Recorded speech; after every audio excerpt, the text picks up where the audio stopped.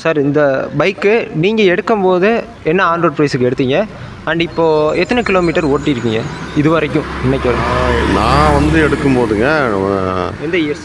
நான் எடுத்தது வந்து 2023 நவம்பரில் எடுத்தேன். அப்போ வந்து டோட்டலாகவே பார்த்திங்கன்னா வண்டியோட ரேட்டு எல்லாம் சேர்த்து எனக்கு வந்து ஒரு 410 வந்துச்சு. அதுக்கப்புறம் அது எக்ஸ்ட்ரா ஃபிட்டிங் மட்டும் கிட்டத்தட்ட இதுக்கு 80-90 ரூபாய்க்கு மேலே போட்டிருக்கேன். எக்ஸ்ட்ரா ஃபிட்டிங் மட்டும். எக்ஸ்ட்ரா ஃபிட்டிங் நிறையா போட்டிருக்கேன், செஞ்சுருக்கேன். எல்லாம் பிராண்டடாக போடுவோம். அதனால் எனக்கு கொஞ்சம் அதிகமாக போச்சு. எல்லாமே பிராண்டடாக, எல்லாமே BMW ஜாமானாக வாங்கி போடுவேன். அதனால் எனக்கு கொஞ்சம் அதிகம், ஒரு 5 தாண்டிடுச்சுன்னு வச்சுக்கோங்களேன். எல்லாத்தையும் சேர்த்து 5 வந்துருச்சு. அதனால் நான் அதை பற்றி கவலைப்படல. நமக்கு வந்தால் ஒரு தடவை வச்சுக்கிறோம். நான்லாம் ஒரு வண்டி வாங்கினேன்னா எப்படியும் ஒரு 10 வருஷம் வச்சுப்பேன். 10-15 வருஷம் வச்சுக்கிற ஆள் நம்மலாம். வண்டி அடிக்கடி வேணாம் மாத்திர ஆள்லாம் நம்ம கிடையாது.